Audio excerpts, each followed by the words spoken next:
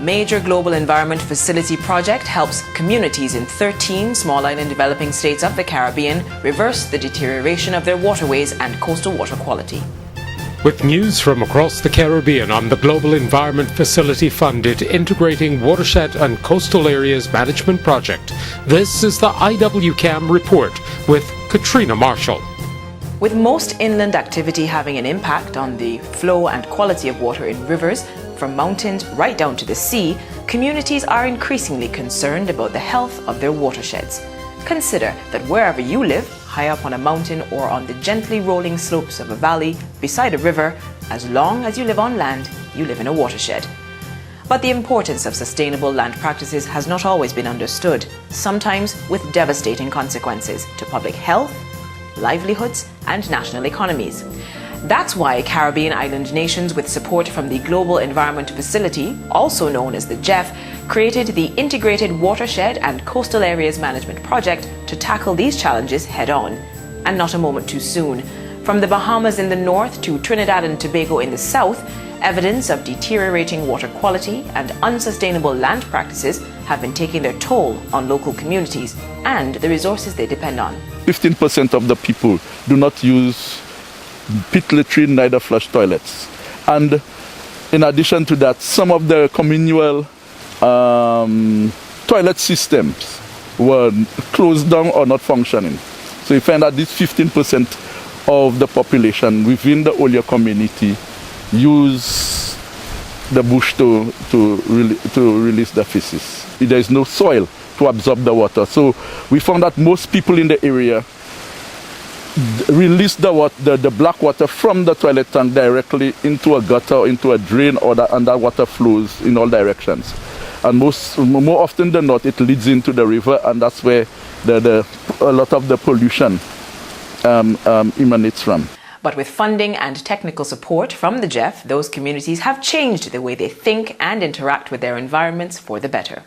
Turning our attention now to Jamaica, where the activities of the GEF IWCAM project were perhaps one of the best examples out of the 9 demonstration projects of the value of community involvement. Through demonstration activities in the Drivers River watershed in East Portland, Demo Manager Lisa Kirkland has only good things to say about how ordinary grassroots people got on board.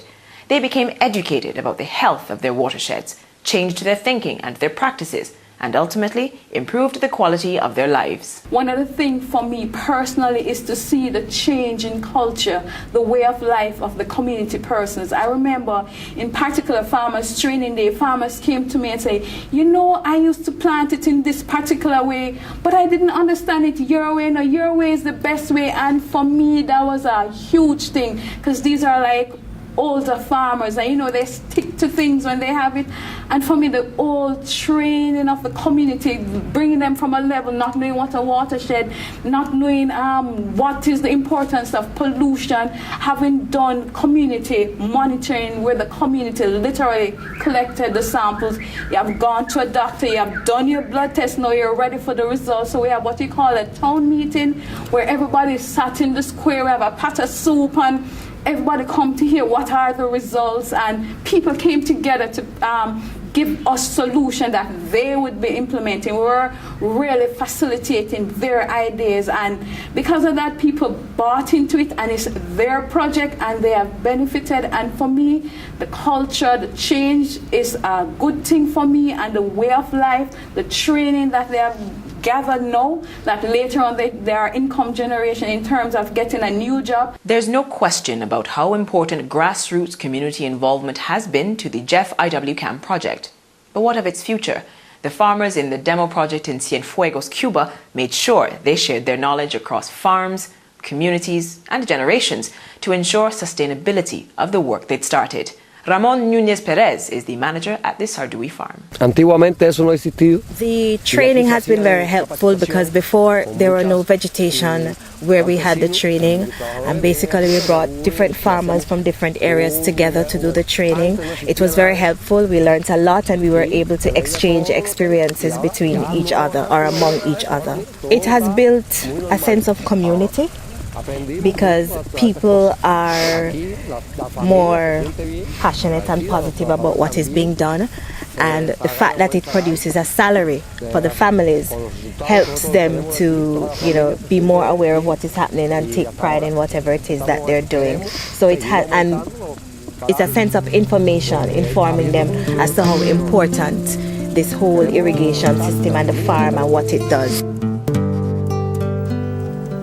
Water, water everywhere, water all around, water in the ocean, water in the ground, water in a river, water in a creek, water in a faucet with a drip, drip leak.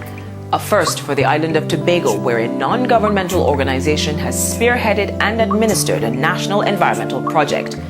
The Buccoo Reef Trust implemented the Jeff IWCAM demo project in Tobago. It had a major public education thrust. Barry Lovelace is the Environmental Education Coordinator for the Buccoo Reef Trust, and he explains that marine and inland field trips for Standard 3 students and a full environmental conservation school syllabus were part of the larger program. We try to take that now and package it in different ways for different audiences, to reach different audiences, from policymakers to students to general public. So that's the education side of things, and hopefully with that heightened awareness and love for the environment that has been imparted, there will be now come about changes in policies and behaviors and ways of thinking that will lead to conservation.